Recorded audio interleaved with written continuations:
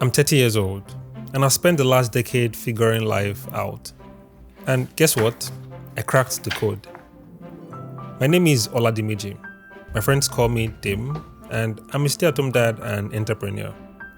I totally crushed my 20s, started multiple businesses, became a public figure, married the love of my life, and created what most people would call the dream life.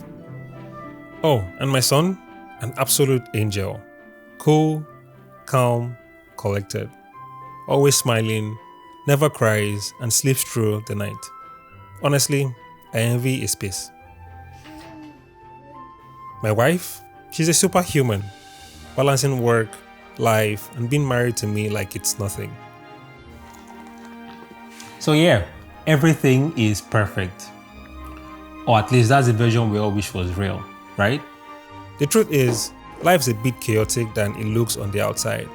Parenting is wild, running businesses takes grit, and some days I'm just trying to survive until bedtime. But that's what makes it all fun. So today I'm taking you behind the scenes of my not so perfect, very real day as a stay-at-home dad and entrepreneur. And along the way, I'm going to answer some of the amazing questions you've asked me as I reflect on the last 10 years of my life. So let's dive in.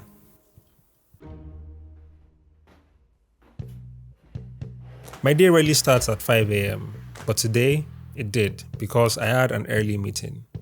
Before diving into work, I spent some time on my Bible study, I prayed, and then prepared for the meeting. This meeting was supposed to be with my team at Photopole, where we align on priorities and tasks, but due to some miscommunication on my part, the meeting didn't happen. So instead, I used the time to refine Photopole's Q1 market strategy and set our overall KPIs for the year.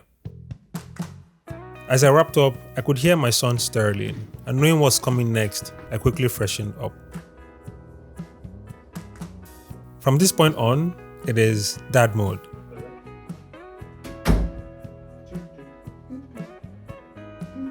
Once my son wakes up, it is straight to bath time. He's full of energy, so we get him cleaned up, dressed, and ready for the day.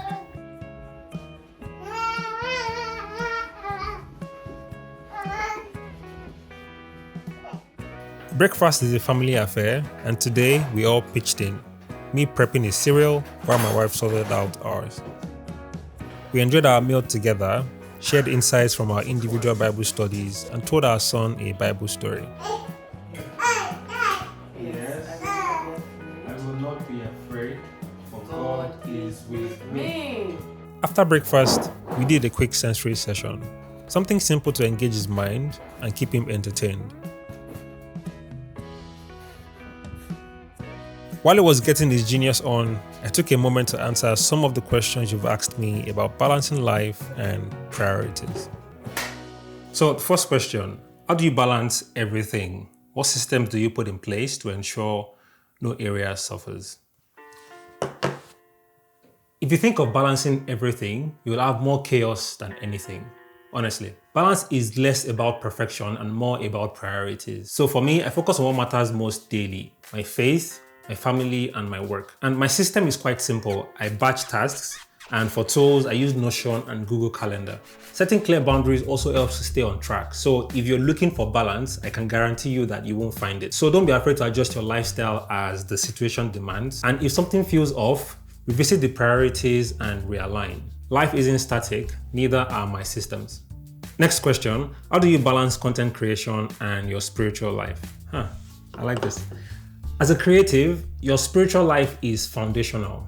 It's not supposed to be just another section of your day because it fuels everything else. I dedicate a major part of my mornings to prayer, Bible study, and reflection because it sets the tone for my creativity and my purpose. Content creation then becomes an extension of that alignment. So when I feel a disconnect, I pause and recalibrate. So as a creative, my spiritual life, your spiritual life isn't negotiable because it is the source of every bit of clarity and direction that you need. Next question, how do you stay disciplined juggling different things, and how do you allocate your time daily?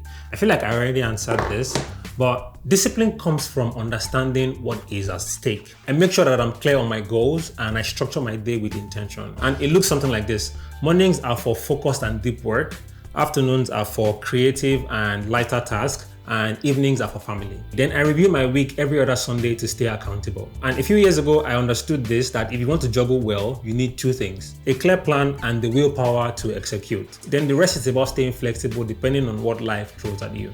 And the next question here is, how do you deal with uncertainty and feeling a great calling on your life, yet having no vision? This is deep.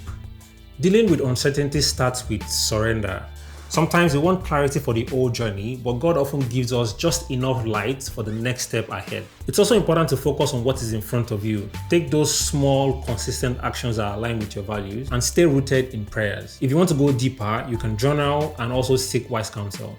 Find people around you that can give you good advice that will make the way straighter for you, or just open your mind to more things that you probably didn't think about before. Over time, clarity comes from not forcing it, but by walking in faith. And like God told me when I was 18, He said, you will find your calling in the place of service. So trust me, your calling will find you as you stay faithful to what is in your hands right now.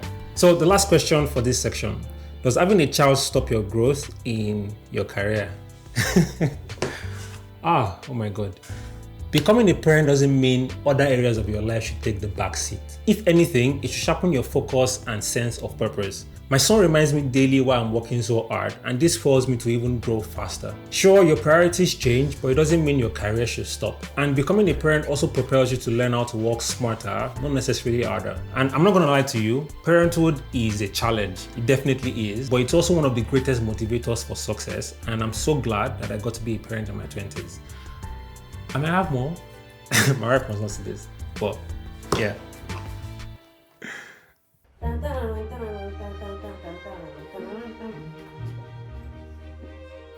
It's 9 a.m. now, and we're off for something special. My son's first swimming lesson. The cold outside was next level, but the venue made up for it because it was absolutely beautiful. We arrived early, got dressed, and watched other babies practice.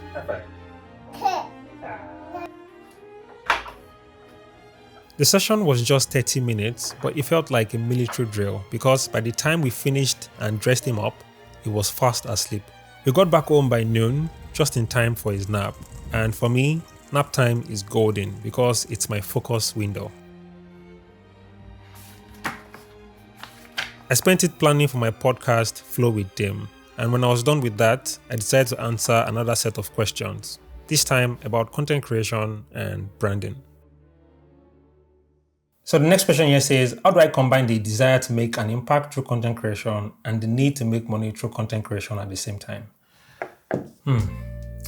So I would say the best way to combine impact and income is to focus on serving first. Create content that solves problems and adds value to the lives of your audience. That's where the impact starts. Once you build trust, monetizing becomes natural, whether through brand deals, products, or services. Keep in mind that people pay for what they believe in, so show them that you're worth it by being authentic and intentional.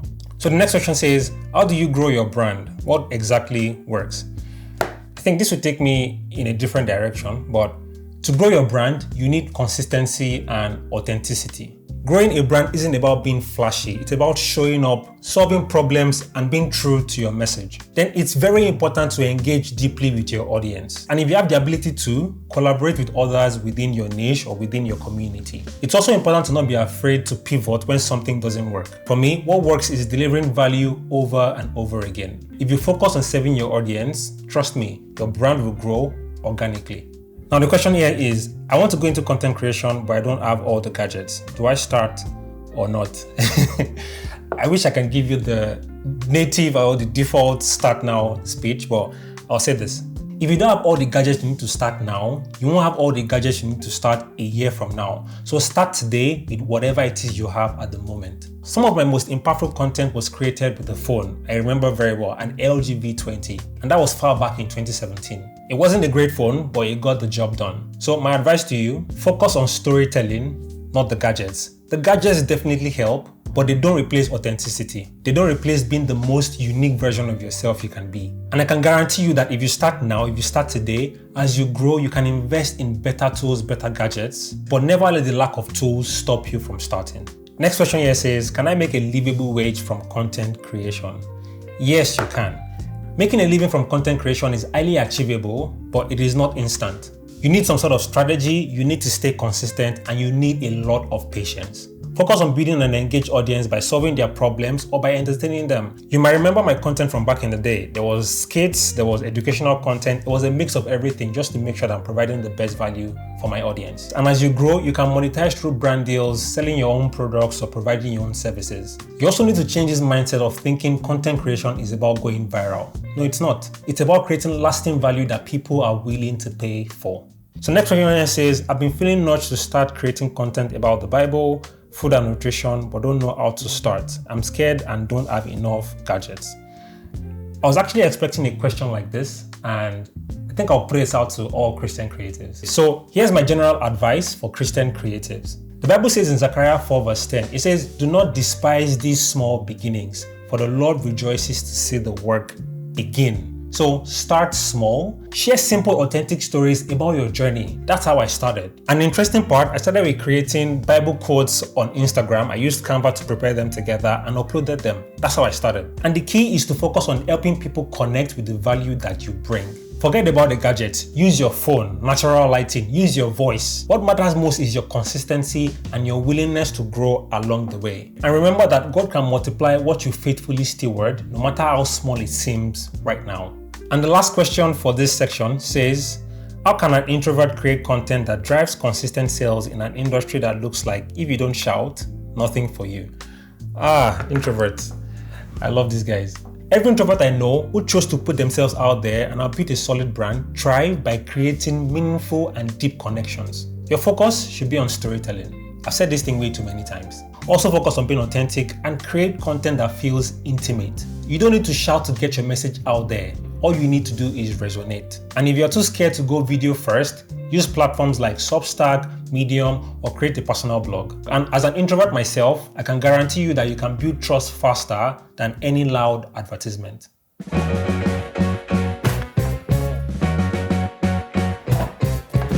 Midway through answering those questions, I sensed my son Sterling because he's been asleep for over an hour now, so I quickly wrapped up to prepare his lunch. While I was cooking, I heard his cry. I picked him up and he joined me to finish prepping lunch. As he ate and enjoyed some book time, I multitasked, responding to emails, checking in with Photopole, and following up with my other ventures. By 3 p.m, I was already feeling the exhaustion.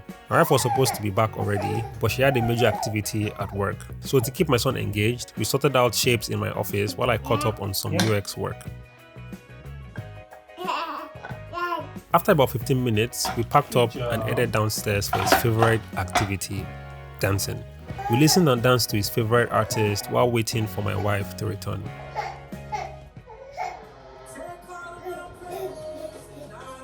At about 5 p.m, I started prepping dinner. It was supposed to be a moment of calm before the evening rush, but my son wanted in on the action, so we cooked together. Today, dinner was very basic because I was drained. Eventually, my wife got home and my son completely forgot I existed, which happens often, and even though I'm used to it already, it still stings a little. Dinner setup was different today.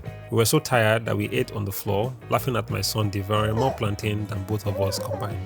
After dinner, it was bath time and bedtime for him, and by 7 p.m, he was asleep, which meant the house was finally quiet again. With my son in bed, I jumped on a meeting with my creative assistant, and afterwards, I answered another set of questions about career, UX design, and innovation. So next question is, I would love resources on UX design. How was your journey when you started? My journey into UX design was interesting. I'm trying to put it together. So when I first started UX design, it wasn't structured as it is right now. And all I could leverage were free resources from NN Group articles. I watched a lot of tutorials on YouTube and I practiced designing small and fictional projects. But now platforms like Coursera, Interaction Design Foundation are really good for you. And one of the best books I think you should read is Don't Make Me Think. So my advice, focus on building a portfolio, real or mock projects, and always think about the user's perspective. That's important. Start simple, but stay curious and consistent. The next question says, how do you position yourself for a job as a beginner in UX design? I feel like starting with UX design is very easy. So if you want to position yourself for a job in UX design, start by building a portfolio that showcases your problem-solving skills. For now, you don't need paid projects. If there's any app that you use and you love so much but you feel it can be done better, redesign it, create a case study, or solve a common user problem. Next is to optimize your LinkedIn and network within the UX community. Twitter is also great for this. Join forums, attend events, and share your learning journey online. It's also important for you to build a personal brand. Here's why. Employers look for thinkers, so focus on your process and how you approach challenges. Next question here is, how do I rebrand as a UX writer? I'm not a UX writer, but what I would say is, just give me a thought. To rebrand yourself as a UX writer, here's what I would recommend. Start by focusing on visibility. Create a portfolio that demonstrates your writing experience or your writing impact on user experiences. Think of microcopies, content audits, or wireframe annotations. Then share your insights on LinkedIn. Maybe start a blog about UX writing and make sure you engage with other designers. It's also important for you to show that you understand how content supports usability and design goals. And trust me, when people see your expertise consistently, opportunities will definitely follow. So next question here says, I'm going into a totally new field. What advice do you have for me? If you're going into a totally new field, you have to embrace being a beginner. Trust me, it is your superpower right now.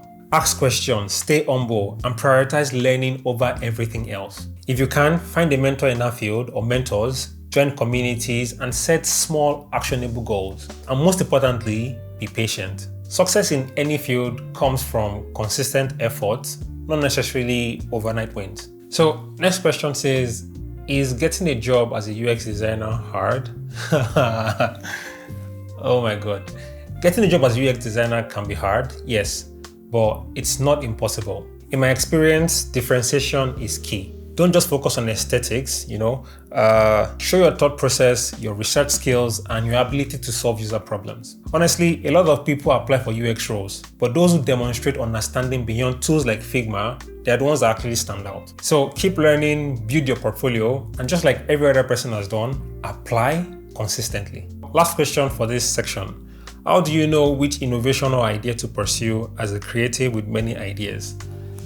I think it's important to ask yourself 3 questions. Does this solve the real problem?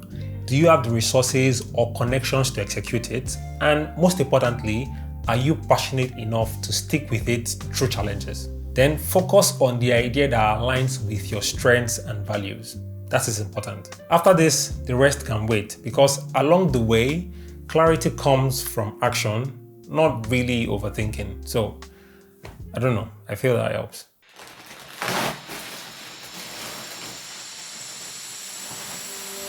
Earlier today, a brand sent me a package, so I decided to unbox it. It was a cozy robe from Audi. My wife had always mentioned getting me something like this, so I went downstairs to show her. I found her busy in the kitchen making comfort for our son, so I used the time to answer some of your questions, this time about marriage and relationships.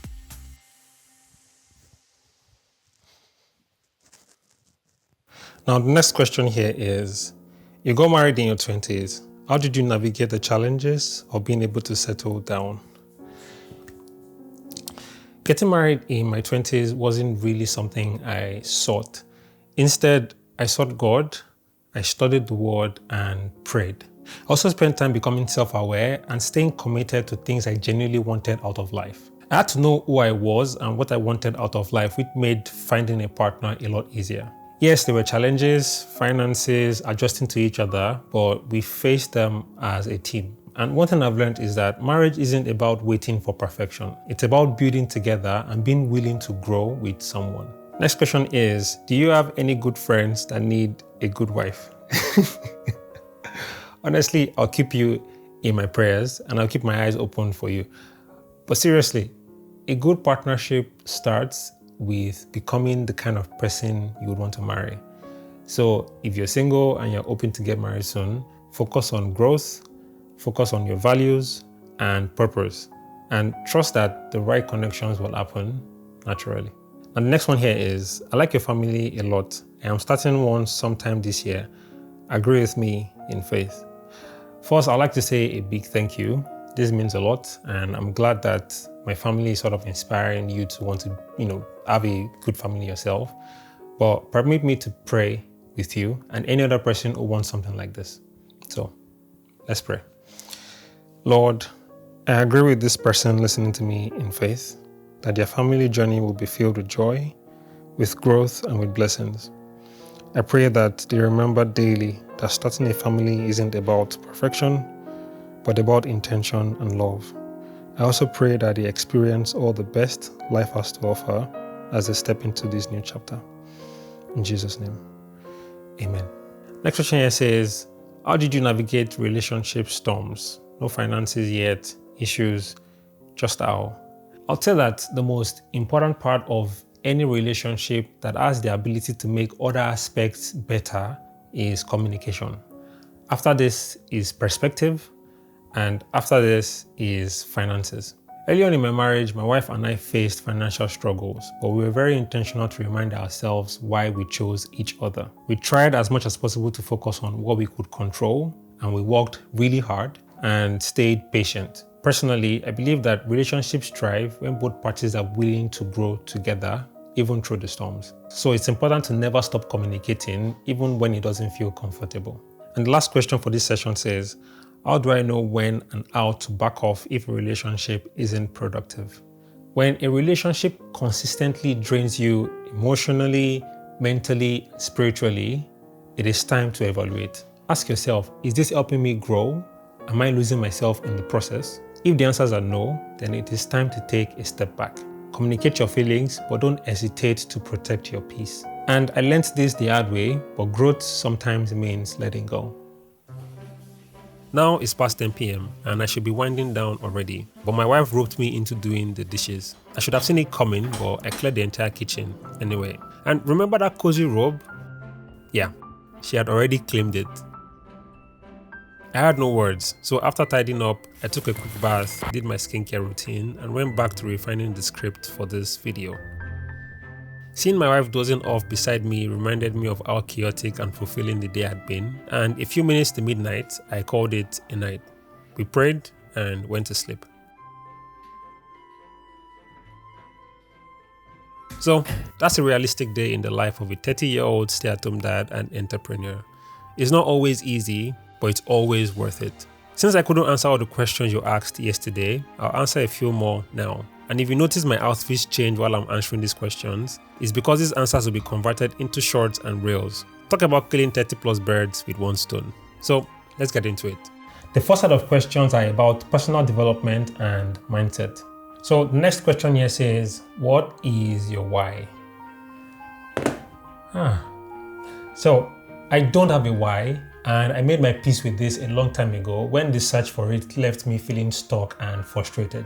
At that point, I just had to let go, and the moment I did, life became a lot more simple and fulfilling. Now I focus on showing up fully for whatever is in front of me, whether it's for my family, for my faith, or for my work. And I get to do this with so much love, so much care, and so much intention. I believe so much in trusting the process and letting life happen naturally. So everything good in my life has happened because I stayed present, not because I had some grand plan. Next question says, what are you currently most grateful for? I'm most grateful for my family and the opportunity to do work that I love.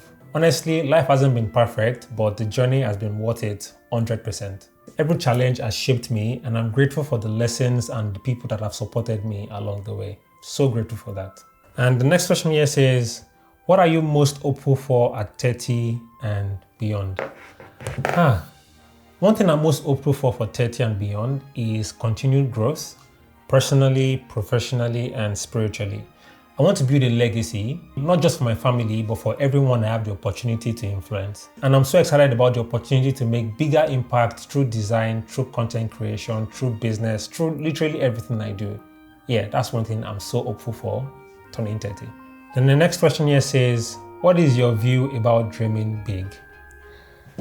For me, dreaming big isn't optional. It is essential. Your dreams shape your actions shape your reality. And the key here is to pair your actions with consistent small steps. Don't be afraid to dream so big that it scares you, because that is where the true growth starts to happen. And the next question says, What are the core things that have stuck with you in your 20s? This one is interesting. First, progress over perfection. Second, relationships are everything. You need to nurture them. That's very important. Then, consistency wins every single time. And lastly, never stop learning, because your 20s are for building a foundation. So focus on habits, on principles that would serve you later in life. That's my advice. And the last one for this section says, everyone around me is setting goals for 2025 and I feel like an alien. I'm not sure what mine are. It's okay if everyone around you seems to have everything figured out. Stop looking at others and focus on yourself. Goals don't have to be big or flashy to be meaningful. So start with one question. What do I want to feel or experience this year? Then build your goals from there. Sometimes the best goals are the ones that align with where you are at the moment, not where you think you should be. And this final set would be advice for beginners. And the first question here is, I recently started promoting my new book, Why Men Should Never Get Married. I would like you to list the criteria men should possess before considering marriage, keeping mental health in mind. This question is interesting. The first thing a man needs to have before considering marriage is self-awareness. Know your values, know your goals, and understand what your emotional triggers are. Then the second is financial stability, not perfection. You need to have the ability to manage your finances responsibly. And the third is emotional maturity. This means being able to communicate effectively, handle conflicts, and have empathy. And finally, have a growth mindset. Marriage is a partnership that requires continuous learning, so you need to learn and adapt. Thank you so much for coming along. This is the longest standalone video I've made, and I enjoyed every bit of it. Your support definitely means a lot to me, and if you want more content like this, please subscribe and let me know what's one question you'd love me to answer next.